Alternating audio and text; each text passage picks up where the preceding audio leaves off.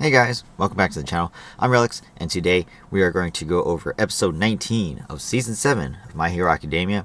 And if you guys have been with us before, again, this is a spoilers review.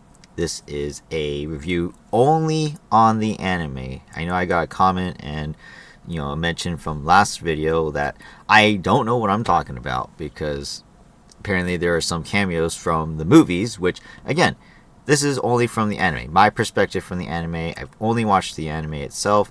I have not seen movies. I've not read the mangas or any outside sources. It's just strictly on what I see in the episodes and everything before that as well. So before you guys are quick to criticize anything that I have to say, just remember that that is the case. We are also going to go over everything in detail if I can, as far as what I think and my opinions on certain things, and give my overall rating at the end. But to start off, as always, let's start off with the hero of the episode, and that is Shoto Todoroki. So he has gotten a hero of the episode before, in episode 8, I believe, and I rated that one an 8. So once again, the Todoroki family is coming to the forefront in this episode, and Shoto was definitely a big part of that, as he was back in episode 8 when he defeated Dabi the first time, and we really thought that was truly the end. It was a great sequence of action, music, dialogue. Everything was just beautiful, and then honestly they kind of ruined it. They kind of ruined it when they brought Dabi back from being defeated, and all of a sudden he's stronger. He's 100% strength, and he even copied Shoto's ability. So I was really disappointed in that. But overall, the scene itself leading up to that was beautiful. So obviously the episode that I gave it the rating for was great, but at the actions after that was not so great. And then of course we get to see the basically the end result of Dabi here. At least I believe this is the end result. It should be, because if it's not, I don't want to do it a third time, that's for sure. So again, like I said, spoilers, but we'll go over that when we get there. So let's start off. Let's look at how the episode started off. First of all, we get a glimpse of the evacuation from the Gunga Villa sites. Specifically, it looks like I think it was the UA evacuee site. Civilians were being evacuated through a specific route that takes them around the Gunga Villa site. It's not specifically because of that location itself, but underground wise, the route was through there, and then it leads to, I think it was Shiketsu Academy. I believe it was there. I forget which one it was going to, but that's basically what's happening. And so we get to see all the civilians are being evacuated and transported through these blocks that will travel underground. However, we can see at the very bottom of the screen of the evacuation route, there is one that completely goes through the Gunga Villa site area, which is where Dabi is. And unfortunately, that block has been sabotaged. We finally get to see why these spies were sent to infiltrate the UA evacuation centers, and this is why: to help prevent evacuees from escaping and or sabotaging the heroes' plans. This being one of the cases, because if the heroes put the lives of the innocent in danger, then the regular populace will be against the heroes, just like they were towards the end of last season and the start of this season. So that's something that they don't want to do. And this guy specifically, this is one of the guys who we saw. I do believe we saw two specific individuals. This one being the first, the male version, and then of course there's a female that was also involved. But he is first. He has some kind of electrical quirk that we just don't know about. But he is sabotaging the block that is preventing people from moving and escaping through the Gunga Villa site. And when he is confronted by the heroes, he actually defends himself with this quirk. Now, I do believe he was captured, but we don't see it on screen. So the assumption is he is captured, but he does cause a block of debris to fall, and I don't know how that actually happens, to be honest, because we see the sky in the top left corner, where by the way, we get to see Battle Fist Itsuka Kendo. I was wondering when she would make an appearance, because just like Kreti, she is one of the geniuses in class 1 and B. So where was she during this whole time? Well, she's part of the evacuation team, I guess defending them, or helping them assist the evacuation. Either way, debris starts falling, and her partner Tetsu, or Real Steel, he actually tells her to watch out. Obviously, he would be able to stop that debris from falling and hurting the people. However, he's not getting there in time, and then just before that happens, we get to see a surprise hero make his appearance, and we saw him before. This is Death Arms, and he is a retired pro hero. He was one of the heroes that, as I mentioned in a previous video, retired because of the criticism that the heroes were getting. And he has been watching the broadcasts that we showed in the last episode of the heroes doing their part, and how all this danger is happening, and yet there's people who are not helping. There are people who don't believe in the hero system anymore. He was one of those people, and then he comes out here and actually protects the extra civilians who were there from being crushed by the debris. And he says that he doesn't understand why, but his body moved on its own, and it makes us as viewers believe that, hey, you're not done. You can still be a pro hero, even if you're not dressed up for the occasion. Everybody is needed right now. This battle, this war that's going on, we need all the support we can get. And even if you don't want to be truly involved, you can still help us. And that's something that he's done. Like his true self, his true feelings in his heart are telling him to still be a hero, and that's why he still did the things he did, such as right here as protect the civilians. So I thought that was really cool that we got to see him again. Again, it's not like he's like the biggest pro hero or one of the most famous or anything, but it is cool to see that maybe in the long run there will be heroes that will come out of retirement just so they can assist, because as we saw in the last episode, the situation is dire. All for One just took Hawks' quirk and defeated everyone at that Gunga Villa site, and is now heading to the Coffin in the Sky just to reunite with Tomura. So things couldn't be worse, but apparently there is still hope, as Hawks said. So we will see what that may be in a future episode. Continuing on, we get to see Dabi expanding his heat in the Gunga Villa site, and this police officer falls backwards in fright, pretty much, saying like, this is not good, this is bad, this is super bad. And then of course Scotchy doesn't understand what he's talking about. He's like, what are you talking about? What do you mean? And he's like, if this continues, Dabi will eventually, in about 10 minutes or less, we get a time frame, 10 minutes or less, Dabi will explode with the compact heat that he is storing up within his body. Now that doesn't make sense, obviously, because as the top right shows, he is burning the entire location. So the energy being stored inside him just doesn't make sense. This is one of those things, like, I don't understand why that the case is, but that's something that's happening with Dabi. He is going to explode, and it will explode in a 5-kilometer radius, at least according to their calculations. And they even have La Brava helping with the calculations as well. Unfortunately, there's no one that can actually stop Dabi. That was supposed to be Shoto Todoroki's job. However, Shoto's not even near that site. And so now everyone's panicking. Heck, Scotchy is worried. He doesn't even realize what to do. He's got sweat. Like, the sweat itself started pouring out of his face in this scene, and he's truly worried. Like, what can he do? What can anyone do? And there is nothing anyone can do. There is no heroes available. There's no backup. The reinforcements have already been defeated as well.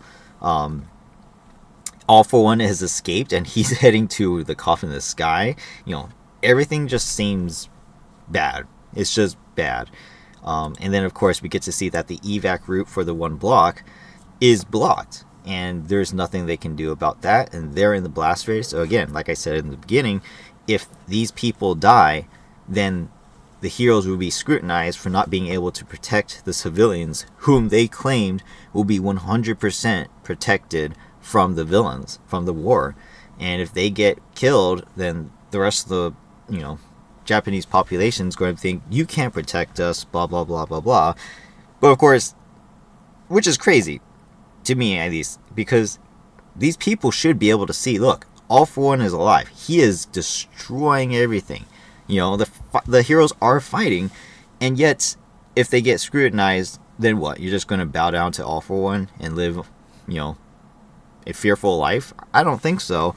So a little bit of a, question in whether or not the people should be concerned about, the heroes being able to win or not versus All For One, because obviously there's a big bad villain out there that needs to be taken out, and yet the people just care about themselves. So just something to keep in your mind about the people here.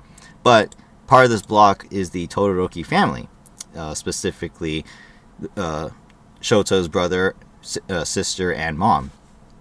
And of course we get to see some of the kids too, who apparently have played a part of sorts, in keeping morale up, because the kids aren't afraid, whereas the adults are. It's kind of funny, but they're here too in this block, and they can't escape either. So that's something to keep in mind. Obviously that was a foreshadow for later, but we also get to see, again, like I said, All For One has escaped and is heading to the coffin in the sky. We actually get to see a radius around the coffin in the sky that indicates the mud warp effective range, which will allow All For One to transport from one part of the country to basically the coffin in the sky, right where Tomura is. And if he gets within that range, it's all over. Basically Midoriya will lose and the world is doomed. However, that is where All Might appears. So we wondered where All Might went a few episodes ago. He just kind of walked out the door.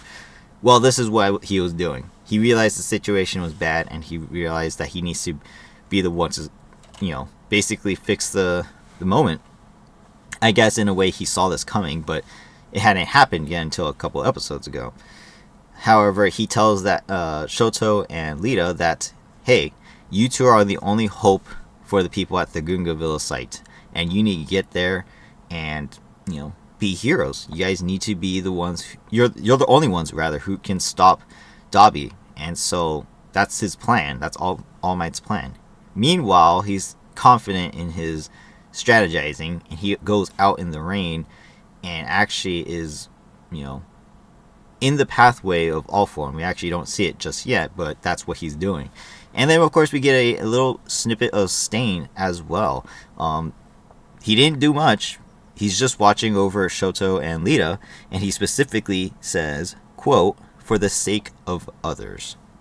And I was like, okay. I don't truly understand why he is here, or why this little snippet came up. To be honest, I don't understand what his motives are for being here, but it's kind of cool to see that he's there. And of course, like we've seen before, he's not interested in going against the heroes. So it's kind of cool to see him here, but at the same time, he really didn't do anything, so kind of weird to put him in there. Maybe I don't understand why he's here. Maybe someone else can clarify that for me. Again, like I said, I've only watched the anime, so maybe there's something missing from the manga that I don't know about, or something else that I just truly do not understand. Let me know in the comment section if you guys do. But Lita then, reacts to All Might's decision and puts his mask on Shoto's face, and he's like, wait, what's happening? And we get to see, boom, piggyback. Lita's like, get on my back, I'm taking you to your brother.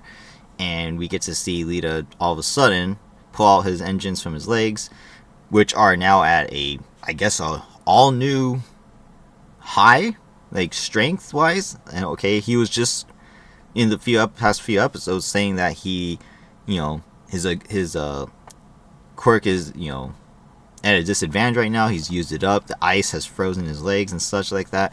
So he shouldn't be able to do this, but he does anyways. And we get to see the animation kind of gets a little funky here. He's starting to boost himself so fast that it is like literally drawing his face back. Now, he put his mask on Shoto, indicating that he is going to go so fast, it's going to rip his face off. So you better, armor up. And we also get to see that as well. And the thing I have a problem with this is the fact that Lita, we've never seen him go faster than if he was just running around, right? We know he's fast, but we're talking like across the country fast here.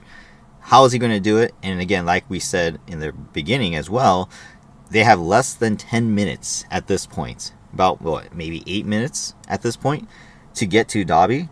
And so how is he going to get there? Well, he has his quirk, basically activate and full power, and he transports himself so fast that he's like, then his face is all like morphed away. And I'm like, oh my god, this is a little ridiculous, to be honest, because again, he was just beat up and wasn't able to do this before, but all of a sudden they can now.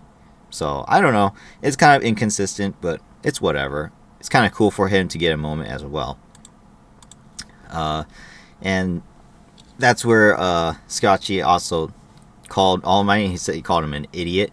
And he's like, what were you thinking, sending these kids away from their site and going to there, as well as All Might stepping out and being in the open path of all for one. And remember when I said last episode where I was like, damn, All for One's freaking handsome. All of a sudden he's got this crazy ugly ass face. It's like, oh my goodness. He sees All Might and he's like, yes, let's finish this. And that's exactly what All Might went out there to do. In order to stop All for One from getting to the coffin in the sky, All Might went out there and said, he can't resist me. He will see me and he will come at me. And All Might, is being criticized by his friends, saying, you're quirkless. What can you possibly do out there? And he's like, well, he pulled out, he has his car, by the way, that transformed to look like maybe a gun or a weapon. He got his briefcase that's starting to transform in this scene here. And he just says, I am here. And that is the actual name, the title of the episode, I Am Here. And now that has actually a double meaning. One for All Might, and then another one, which we will see later. So I thought that was kind of cool. And we get to see what is All Might going to do. Now, I have a feeling it's kind of going to be ridiculous. Whatever tech he has is probably going to be overpowered for what it should be. But we'll see. Because, again, as we've established, there really isn't anyone who can stop All for One. The only one who would probably be able to stop him would be Midoriya at this point. Right? I mean, I don't see anyone else being strong enough to basically defend themselves, first of all, against all for One's quirks, and then second, being able to defeat him, as far as offense is concerned. So, what All Might is going to do, I have no idea. We will find out, I guess. But we'll see later. And that was the intermission of the episode. When we came back, we get a scene of the underground block. The evacuees are being told to go to the surface. And at the surface, they will be able to evacuate. Bottom picture, you see the robots with carriages. They are there to help evacuate the civilians.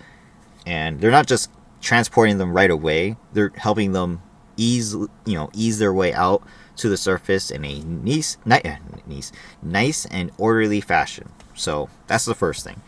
Meanwhile, Kendo and her basically her team. There's a couple other heroes there as well who we don't know. They actually ended up capturing the rest of the spies. At least that's the assumption, because she did say that they have captured them, and they're basically locked down the area. However, the evacuation block could not be reset. It cannot transport the rest of the civilians back to safety like they originally should. And so that's why they're going to the surface, which I find that it's great that she gets some screen time. I've been wondering where she was, considering that as far as Class 1B is concerned, she is one of the more intelligent members of the class. And I was like, There is no way that she should not be involved in this war, and yet, she hadn't made an appearance until now, and even then, it's a very small role, so I'm a little disappointed in that. With her capabilities to, enlarge her fists, I really hope that she would have been, like, on the front lines battling or something, but that's not the case. So I'm a little disappointed, because I really like her a lot. I think she's a really cool character. But otherwise, the evacuees go to the surface as they're told. We actually see in the top picture there's a bunch more robots with their carriages waiting to help evacuate, as well as some other transport trucks as well. Todoroki family exits the building, and they get to see Dabi's flame. We see in the background all these people are looking. They're like, oh my god, what is that? And everyone knows it is Dabi. It is Dabi's flame. He is in the area and is just burning. And not in a way that it's like burning down a forest or something. It's like so hot that a ball of flame and heat is forming around him, almost like a bomb going off. And it is dangerous. So the assumption is they got to get out of there and fast. Otherwise, it is going to blow up and everyone's going to die. We also got mentioned before that Endeavor had tried to lead Dabi away from the Gunga Villa site. However, he is missing an arm, and he is missing a chunk of his torso. There is not much he can do. He is badly wounded and does not have as much firepower as he did when he first fought All For One. So there is not much he can do. He didn't get very far from the Gunga Villa site, but as we saw, the evacuation block is still in the range of this explosion, and therefore, his job is to try and take out Dabi if he can, but he tried to get as far away as possible from the Gunga Villa site, so others like Pixie Bob and Tiger, and as we will see later, Uraraka is still there too, won't get involved in the blast. However, he could not travel far enough, and therefore they're still in the area, still at risk of being blown up. By the way, I forget, was it 2 episodes ago? I made Pixie Bob the hero of the episode. I was wondering where Tiger was from the Wild Wild Pussycats, and look at, he's there too. I may have forgotten, perhaps, that he was there. Perhaps I saw him in one of the scenes when they first showed the Gunga Villa site, but I don't remember seeing him. So I was wondering where he was. I said he might have been with Ragdoll, maybe protecting her, but he is here too, and they are fighting off the Twices, as well as the other heroes. Of course, it's not just them two, but that was the thing that Endeavor had said, that he tried to lead Dabi away so these guys can be safe, but unfortunately that's not the case. And again, he specifically mentions Pixie Bob because as of right now, I think she's kind of like the leader of this group. Since Endeavor and Hawks are no longer in the location, I think Pixie Bob does have more authority here now. So that's kind of cool to see that, he's acknowledging that. We also get to see that Dabi fully engages with Endeavor, and, they come into close combat. And Dabi's flames are now so hot that even Endeavor is burning. We see in the top right picture here, he is starting to get burn marks. That ain't his scar that is red. It's burn marks that are starting to form on his face. And of course, this will happen throughout his entire body as well. And even though he is the fire hero who can set himself ablaze, Dabi is now so hot, it is burning his skin. They are both burning each other up. But then we get to see a moment of, basically realization, I can say, where Endeavor's like, quirks manifest stronger when they're near certain death. Hence the reason why Dabi's probably burning so uncontrollably is because he knows he's going to die. And then, of course, we get to see this in the bottom left picture, this ice crystalline thing forming on Dabi's chest. And then we're like, wait, what is that? I didn't really understand how that was possible because of the fact that he is burning so hot. But in a moment, we actually know whose crystal that is, and it is actually Rei Todoroki. She came out to the location and uses her quirk, her frost quirk, to help try and cool Dabi down. while Endeavor is hugging him and preventing him from escaping. So that way, if anything, he will be able to try and, blow him up away from everybody. But of course, we don't get to see them move. So Ray shows up and starts to cool him off, and Endeavor's just holding him in place.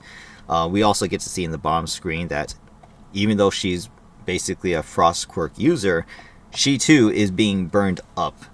Her face is starting to get burns all over, and then of course, as we will see later, her whole body. And then of course, she's not the only one there too. She actually took one of the transport trucks, and that's how she got there. You can see the blast in the background. And these robots, quite interestingly, have kind of a sentient life.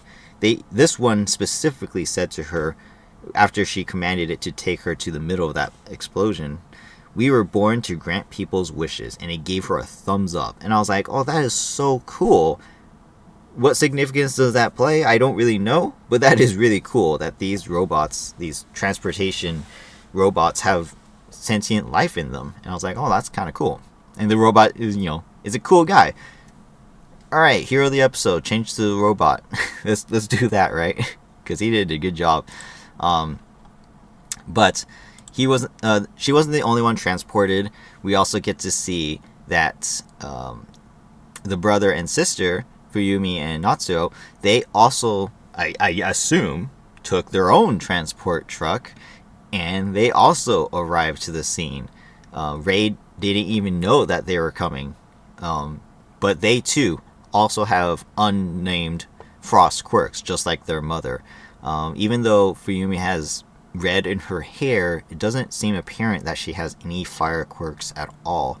Therefore, they both are able to use ice, which I don't think we really knew that before, but it is established now that they too also have frost quirks that can freeze things, just like their mother. And Fuyumi is like, no, I don't want anyone to go away anymore, telling Dabi basically to stop killing everybody. And then Natsuo is yelling at him, don't cause any more trouble, you stupid brother of mine. And it's kind of cool that the whole family's getting involved now. And Toya, Dabi, aka Dabi, he actually has a moment of clarification here where he sees his family. Obviously Shoto's not here, but he sees his family, and they're like acknowledging him. They're seeing him in person, not through a screen, not through a quirk or anything. They're there. They're in person. The whole family is together again, and he has this moment of clarity, like he's being acknowledged, like they see me, and they're here for me. And even though that is happening in his mind, he's still uncontrollably burning. Now at this point, I'm assuming it is too late for him to just calm down and stop his fires. As we know, once he gets that way, he kind of can't control it anymore. That's the reason why he burned himself up in the forest in the first place when he was a kid, because he couldn't control his flames. And I think the same thing is happening here, where he can't stop. It's already too late. And so all the Todorokis are now suffering for it.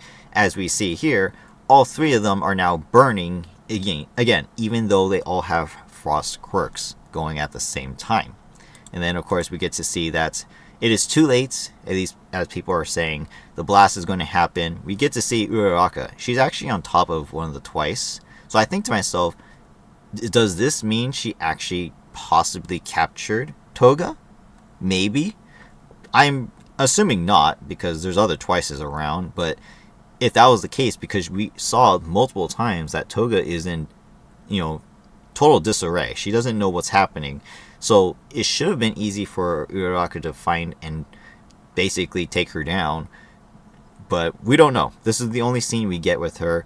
And then, of course, we'll probably see the end result of this location with her in the next episode. At least that's my hope, because I want to know what happens with Toga. But she's there. She's in the blast radius, so she's in danger. And then, of course, Real Steel and Battle Fist are there as well. They, unfortunately, didn't get into a transport, and he's just pulling her away, saying, let's run, we have to go. And then, of course, we see the other evac robots carrying civilians away from the blast. But again, they're too close. there's nothing they can do. They're going to die. And that's where everyone's starting to freak out. The police are freaking out. There's news choppers in the area, as we saw from the last episode, that they are there. They're putting their lives on the line to tell the world what's happening in Japan. And this is one of those situations where, hey, look, you're going to die doing what you believe in. And yet they're still there. They're broadcasting and allowing the people, such as this guy, I forget his name. I think it was like Hiroshi or something. But the super Endeavor fan and his friends are watching this footage and are like praying, realizing that the danger is going on and hoping that people like Endeavor will be able to pull through. The heroes will win this battle. When all hope was lost, it seemed like, Dabi was literally going to blow up. Everyone's going to die. All of a sudden we get news that Lita and Shoto are on their way. And we get to see this, in a matter of speaking, this cool scene where they have formed a fighter jet made of ice to help accelerate their speed to get to that location faster. And again, like I said, Lita was kind of beat up. So me personally, I don't think he should have been able to do this, put out this much power to fly himself all the way from one location to another. You guys can see in the bottom left picture, they show the Camino Ward and the Gunga Villa site and the distance between the two. We're talking like crossing the country of Japan in a matter of minutes. Now, what they specifically said happened here was that they were transporting themselves at transonic speed, which is basically as fast as a fighter jet or close to the speed of sound. And I think to myself, okay, you're traveling as fast as a fighter jet. How is that possible that both of them are completely unharmed from being, damaged? I don't know. Again, we see that they formed a jet around themselves and then it's starting to break apart as they get to the location. But it just doesn't make sense to me. And as we also see here as well, Shoto, while making the fighter jet made of ice, he also was storing up his energy to make his God, I forget what it's called,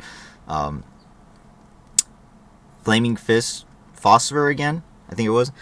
And I'm like, no, because he too was even in worse shape than Lita was when they left the Camino Ward. So there's no way he should have been able to store up enough energy to reset and prepare for battle again. I just don't believe it.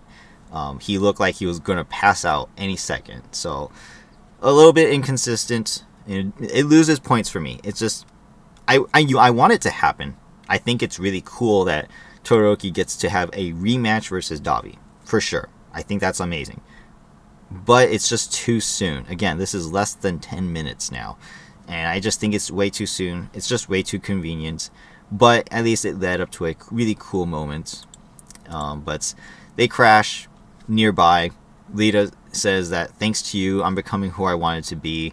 And that is specifically a hero who can help people.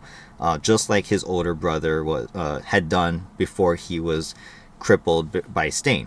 And now Lita has lived out his dream of being a hero who can help others, live out their dreams. And then he's basically telling Todoroki to go and be who he wants to be. Live out his dream of being a pro hero as well. Because as we know, and we see here as well, he reminisces about writing to his mother about being in Class 1A and how everyone treats him nicely and he needs to be able to, be on equal terms with everyone, and no one in Class A gets left behind. That is a constant theme amongst him and his classmates.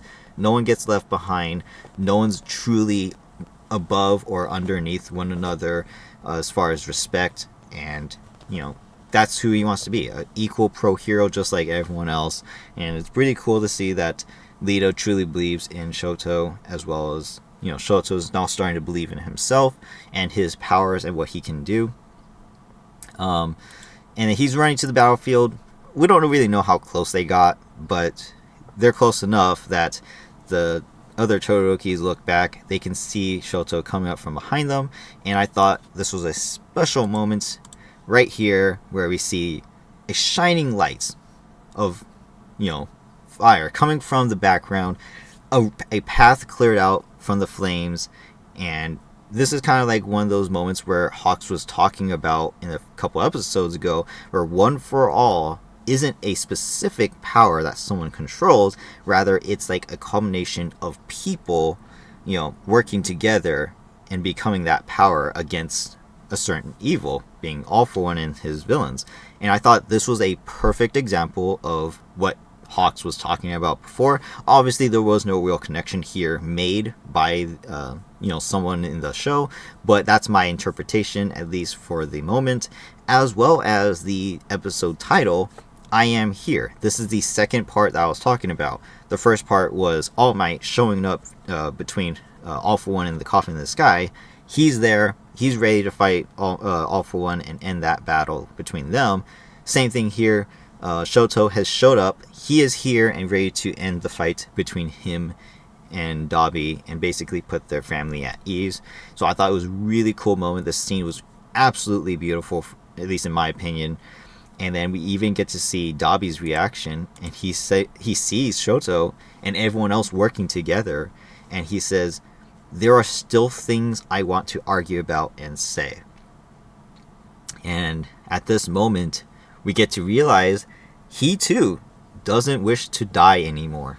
He wishes to be able to speak with his family, not just with his dad, but with everyone, be able to continue living and not blow himself up. And of course, as we know, he can't stop now. So he says this, pleading that he can still be around and, be able to, argue with them and talk with them and everything. And then we get to see Shoto run up to them as, poor silhouettes, but Endeavor's still hugging Dabi and basically keeping him at bay. And Shoto uses his Great Glacier Aegir again for the second time, and the end result is a complete surround, ice globe around the explosion, and between the ice and the flames combined, it blows up and creates basically a snowstorm in the in that location. And then of course we get to see that everyone that was in the area, the evacuees, the broadcasts, everyone's kind of like jaw dropping and like, oh my god, what happened? What's the aftermath? What's happening? What is the end result? And the aftermath is that the Todorokis succeeded, albeit they are completely worn out, they are completely burned across their entire bodies, but everyone is alive, everyone is safe, and Shoto had saved the day. Although he even states that, hey, I didn't realize you guys were here too. That's good and bad, because he's like, I really wish you guys weren't in harm's way, but that's good because he doesn't believe his power alone would have been able to stop Dabi 100%. And so he's thankful that the whole family, every one of them came together and worked this family issue, they worked it out at long last. And even though Dabi has been defeated once again, frozen this time from the inside out, he still tries to speak and says, "Die, you scum dad, die, family." But he also says that he wants to die too, even though he said he'd rather, live. Now he's in a state of confusion where he doesn't really know what he wants to do. But he just knows that he wants, Endeavor to still die. And we even get to see a moment of atonement here where Endeavor 2 is also frozen. However, he's able to finally reach out to Toya, place his hand on his chest, and he finally gets the chance to apologize. And he says, "Sorry, I didn't go to Sekoto Peak." And even though he apologized in a very heartfelt way, Toyo's like, "I hate you, Dad," and he starts crying. And as we know from before, these tears are going to freeze up and turn into ice. And that's exactly what happened. It is so cold that they're frozen. And he just kept saying he hates him. And then Endeavor's like, "Yes, tell us all. Please keep talking to us, because they will listen, and they are, together as a family again. And the final scene of the episode was, of course, the location being frozen in ice. Shoto himself being the left body, he fell to the ground as well. And we just hear Endeavor apologizing to Rei for, pushing her into a corner, causing her mental state to be, deteriorated and corrupt. And the result was, obviously, she attacked Shoto's face with the boiling water. He apologized to Fuyumi for putting all of the family pressure on her to take care of everybody. Obviously, he apologized to Natsuo as well for not believing in him. And then, of course, Shoto for putting basically the entire burden of the Todoroki, power onto his shoulders, and believing that it had to be him and no one else. And, he put so much pressure on him as well as the youngest. And he has, at long last, apologized for all of the things he has done and made the Todoroki family come back together again. Even if it wasn't the best result, but at least this way, they finally together put this family issue to rest. And I thought that was a perfect ending to the episode. Even though I personally thought, the journey up to that moment was a little iffy, I really enjoyed that ending.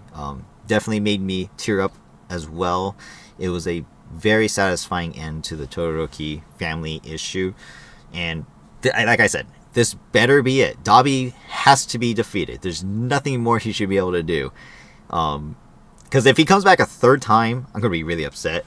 But I thought I enjoyed the first encounter between Shoto and Toya. But this time, it was definitely much better. And I appreciate the family being there. And yes, they were not unharmed. They were definitely injured. And everyone paid a price for it. But I'm very satisfied with how this ended. Now, obviously, we get to see that this is over for Dabi. What's going to be happening everywhere else? So that's basically one location that's totally... Oh, that's 2 locations now. 3 locations. The hospital is resolved. Spinner, was taken down, basically. And then, of course, we saw that the Camino Ward is now over as well, because they're here. And then, of course, now the Gunga Villa site should pretty much be getting wrapped up a little bit. Oh, and then the Gigantomachia location was also secured as well. So, overall, we're starting to wind down this war down to the few locations that truly matter. And I'm happy to see that we're getting to that point. Now we can really focus on back-to-back episodes in specific locations instead of being spread across the entire country. So that's really good. But overall, I enjoyed the episode itself. I thought, again, great music, even though it cut off the intermission section. That kind of ruined me too, a little bit. But good music, good dialogue, great scenes, and it could have been better. It really could have been better. Or I don't even know if that's how it went in the manga as well, but as far as watching it, I think the execution was just not as clean as it was before. But overall, it's still a good watch. I'll give this one a solid 6 out of 10. I'll give it an above average rating just because I really enjoyed the Todoroki family resolution in the end. If that didn't happen this episode, I probably would rate this below average. But I am very happy with the way it ended.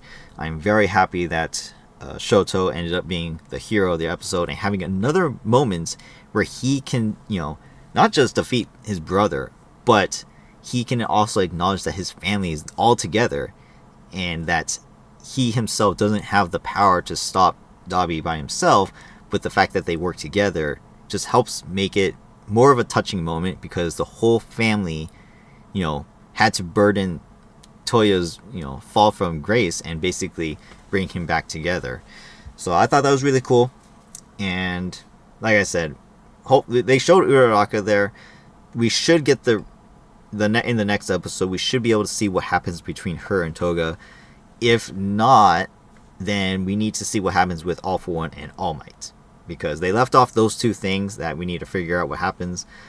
Otherwise, I guess we'll see what happens with Deku, because we also got one snippet of him as well in their hurricane of power between him and Tomura. But I'm not really interested in knowing what happens at the coffin in the sky as much as what's happening in these locations right now. So, but that's my thoughts. Yeah, like I said, that's how the episode ended. So let me know in the comment section what you guys thought, of this episode. Again, like I said, 6 out of 10. It's above average on my scale. It's still a good rating, technically speaking, but it could have been better. If the whole fight at the end was kind of its own episode and it didn't show the journey for Shoto to get there, then I would have definitely rated it higher. It was a really cool moment, for sure. But, again, gets downgraded for points. But overall, it's still a really good watch. And, again, as I may have or may not have mentioned in the beginning of these reviews, just because I rate certain episodes lower or higher, that doesn't dictate what I will give the whole season as a whole, at the end, a rating. I could rate everything a 5, average, on my scale. I could rate every episode a 5, and yet I could still rate the whole season, like, an 8 out of 10 in the end, because of what happens throughout the entire thing. And you never know. But as far as single episodes are concerned, this one's a 6. So that's why I'm putting that out there. But yeah, if you guys enjoyed this video, hit the like button, comment down what you guys thought, subscribe to the channel if you haven't already. Let me know what you guys thought as well, and stay tuned for the next week. So things are looking pretty grim for the heroes in some cases, but there is still hope, and this was one of those hopes that we get to see going forward. Like I said, there's some people that we still haven't seen yet, as well as some people who can still get involved in other locations.